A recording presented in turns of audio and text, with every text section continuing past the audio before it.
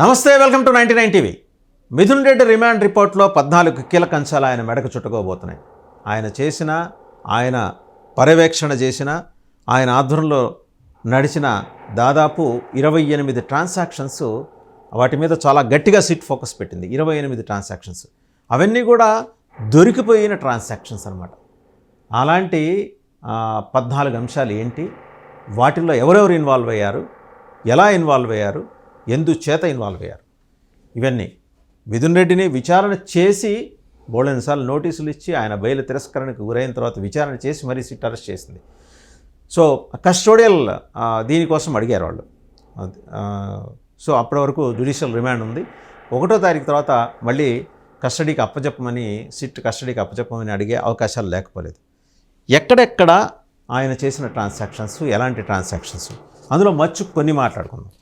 చూసుకుంటే multiple witnesses వీళ్ళు చేసుకున్న దాన్ని బట్టి, వీళ్ళు సేకరించిన దాన్ని బట్టి, సిట్ సేకరించిన దాన్ని బట్టి confirmed that Mithun Reddy was the key decision maker behind AP state beverages corporation limited's brand selection, issuing instructions either directly or through intermediaries.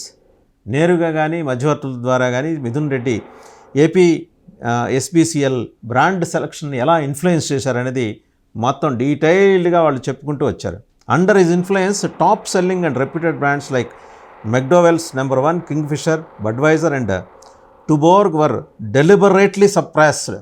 కింగ్ఫిషర్ని, మెక్డోవెల్ని, బడ్వైజర్ని, టుబోర్గ్ని పక్కన పడేశారు. ఎవరి ఇన్స్ట్రక్షన్స్ వల్ల? మిథున్ రెడ్డి గారి ఇన్స్ట్రక్షన్స్ వల్ల. A strategic manipulation executed by APSBCL officials acting on Mithun Reddy's directives. చాలా స్పష్టంగా చెప్పారు. For instance, McDowell's brandy sales dropped drastically from 22.73 lakh cases in 2018-19 to just 5 lakhs in 2023-24. 2018-19 నాటుకు ఉన్న 22.73 లక్షల కేసుల దగ్గర నుంచి 5 లక్షల కేసులకి పడిపోయిందట 2023-24కి. Simultaneously, little known brands like Supreme, Ocean Blue, 9 Star, 9 Hills and Daru House received undue preference and OFS allocation despite negligible demand. అటుకేం demand లేకపోయినా ఇలాంటి ఏమాత్రం పేరు ఊరు లేని బ్రాండ్స్కి అన్డ్యూ అడ్వాంటేజ్ ఇచ్చేశారని. These brands were promoted by distilleries such as SPY distilleries, KL distilleries, Devi sugars and VS liquor industries, which were either owned, controlled or heavily influenced by Mithun Reddy and his associates. ఆ 3 distilleries కూడా SPY distilleries, KL distilleries, Devi sugars, VS liquor industries, ఇవన్నీ నేరుగా కానీ పరోక్షంగా కానీ మిథున్ రెడ్డి ఇన్ఫ్లుయెన్స్లో నడిచినవే ఆయన ఆధ్వర్యంలో. తర్వాత Mithun Reddy has orchestrated a financial kickback scheme diverting proceeds from these preferential brand sales through front and shell entities like Shanho Labs, Decart Logistics and SPY Agro Private Limited under the guise of logistic fees, promotional cost or advances, ensuring illicit gains were laundered back to the conspirators. Mithun Reddy గారు మీరంత తెలివిగల MP, ఇలాంటి చిన్న చిన్నవి చేసి తప్పిదాలు చేసి ఎట్లా దొరికిపోయారండి అని చెప్పేసి మీ పార్టీ కార్యకర్తలే మిమ్మల్ని అడుగుతున్నారు sir. 2, SPY Agro Industries led by co-conspirator Sajjala Sridhar Reddy was in financial distress before 2019 and sought 100 crore loan to establish an independent liquor business. 2019కి పూర్వానికి పూర్తిగా దివాళా తీసిన స్థితిలో ఉన్న సజ్జల శ్రీధర్ రెడ్డి గారు SPY Agro Industries వారు ఒక 100 కోట్ల లోన్ కూడా అడిగారు. ఏది, ఒక ఇండిపెండెంట్ లిక్కర్ బిజినెస్ పెట్టుకోవడం కోసం ట్రై చేశారు. 2020లో మిథున్ రెడ్డి గారు అలాంగ్ విత్ కసిరెడ్డి అండ్ కాదర్స్ approached Vijayasai Reddy for the funds. ఇది మిథున్ రెడ్డి గారు, కసిరెడ్డి, రాజశేఖర రెడ్డి, ఇంకో వెళ్ళి విజయసాయి రెడ్డి గారి దగ్గరికి వెళ్ళారు ఫండ్స్ కోసం. ఆయన ఒక 100 కోట్లు అరేంజ్ చేశారు via Sharath Chandra Reddy of Aurobindo group. ఇది కీలకం. ఒక 60 కోట్లు 60 crores came from personal accounts and 40 from group companies. Sharath Chandra Reddy గారు rooted through shell entities Shanho Labs and Decart Logistics operated by absconding A9గా ఉన్న ఆయన, abscond అయిన ఆయన ద్వారా రూట్ అయినాయి.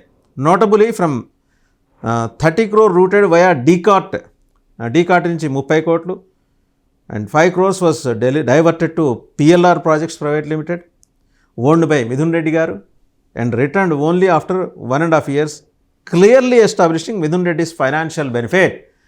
ఇప్పటిదాకా అడుగుతుంది కదా వైసీపీ ఫైనాన్షియల్ బెనిఫిట్ ఏంటనేది. అక్కడెక్కడికో వెళ్ళి పిఎల్ఆర్ ప్రాజెక్ట్స్కి డైవర్ట్ అయ్యి మళ్ళీ ఆయనకి చేరింది. అది ఎవరిది? మిథున్ రెడ్డి గారిది. అది వీళ్ళు ఇక్కడ చెప్తున్నది. ఆయన ఫైనాన్షియల్ బెనిఫిట్ ఈ రకంగా ఎస్టాబ్లిష్ చేయండి అని. అలాగే forensic review of fund movements through సానహక్ ల్యాబ్స్, డీకాట్ logistics and spy agro reveals a deliberate circular money laundering scheme. Money లాండరింగ్కి పాల్పడ్డారు అనేది ఇక్కడ ఎస్టాబ్లిష్ అయింది ఫోరెన్సిక్ రివ్యూలో. Notably 5 crore funds were transferred from DCAT Logistics to PLR Projects, a firm managed by Midhun Reddy garu and his family. అలాగే and returned back on 2021 October 30th నాడు, indicating Mithun Reddy's direct financial involvement in suspicious fund layering. ఇది కనపడింది. అంతకుముందు 2.5 కోట్లు సానహక్ ల్యాబ్స్కి A6 bank account నుంచి transfer అయింది.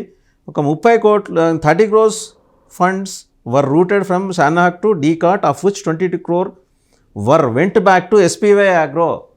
ఇంత మరి సిస్టమ్ ఎస్టాబ్లిష్ అయిన తర్వాత మరి ఆయన ఇన్వాల్వ్మెంట్ లేదని ఆయన ఎలా చెప్పుకుని పక్కకు వచ్చేస్తారు? ఇది ప్రభుత్వం చెప్తున్నది. అండ్ అలాగే 15.6 crore rupees flowed from SPY Agro to DCAT and 29 crore were routed to Sanahak Labs, forming a circular trail devoid of any commercial rational. Establish చేసుకుంటూ వచ్చింది రిమాండ్ రిపోర్ట్లో. A segment of this loop involved 5 crores funds transfer from డీకాట్ to వరుణాని marketing and back, a pattern consistent with systematic laundering and fund concealment under the control and active participation of Mithun Reddy గారు, warranting deeper investigation. అయ్యా ఈ కారణాలు ఇచ్చా ఫర్దర్గా deeper investigation చేయాలని చెప్పేసి వాళ్ళు చాలా బలంగా చెప్తున్నారు సిట్ వాళ్ళు. The financial probe has uncovered 5 crore transaction from DCAT Logistics, A6 ఇందులో, a shell entity to PLR Projects Private Limited, a company where Midhun Reddy garu has declared 47.74 crore liability in his 2024 election affidavit. ఇంతగా నేరుగా దొరికిపోయారు కదా మిథున్ రెడ్డి గారు. ఇక్కడ ఏ PLR ప్రాజెక్ట్స్కి అయితే వెళ్ళిందో దాన్ని own చేసుకున్నందుకు 47.74 కోట్ల రూపాయల లైబిలిటీ ఉందని చెప్పేసి 2024 ఎన్నికల అఫిడవిట్లో మిథున్ రెడ్డి గారు నేరుగా ప్రకటించారు. ఇంకా ప్రకటించిన తర్వాత ఈ ఇన్వాల్వ్మెంట్ లేదని చెప్పడానికి ఉన్న కారణాలు ఏంటి అనేది మరి రిమాండ్ రిపోర్ట్లో వాళ్ళు ప్రస్తావన చేశారు. ఫైనల్గా ఏం చెప్తున్నారంటే A4 custodial interrogation is necessary. SIT అడుగుతున్నది. A4 అంటే మిథున్ రెడ్డి గారు. ఆయన కస్టోడియల్ ఇంటరాగేషన్ కావాలి, అది necessary to illicit the details of the collections, position, transfer and subsequent distribution of cash obtained and demanded in the form of kickbacks, commissions through the criminal activities by other co-accused. ఆయన custodial ఇంటరాగేషన్కి ఇస్తే కానీ ఇతర సహనిందుల ద్వారా ఆయన చేసిన ఈ మొత్తం వ్యవహారం బయటకు వచ్చే అవకాశాలు లేవు అని చాలా స్పష్టంగా సిట్ తన రిమాండ్ రిపోర్ట్లో ఫైనల్ అబ్జర్వేషన్స్లో రాసుకుంటూ వచ్చింది. ఇంకా ఏంటంటే in the light of the facts and circumstances of the instant case, the Honorable Court may police it to pass an order granting 15 days judicial custody under section 187 భారత న్యాయ సంహిత /167 CRPC2 Peddireddy Venkata Mithun Reddy అని చెప్పేసి వాళ్ళు అడిగారు. ఎవరు? Investigating officer, additional superintendent of police, SIT, CID. So అదండి remand రిపోర్ట్లో ఉన్న అంశాలు. మొత్తంగా ఎస్టాబ్లిష్ అవుతున్నాయి మిథున్ రెడ్డి గారు యాక్టివిటీస్ అన్నీ కూడా.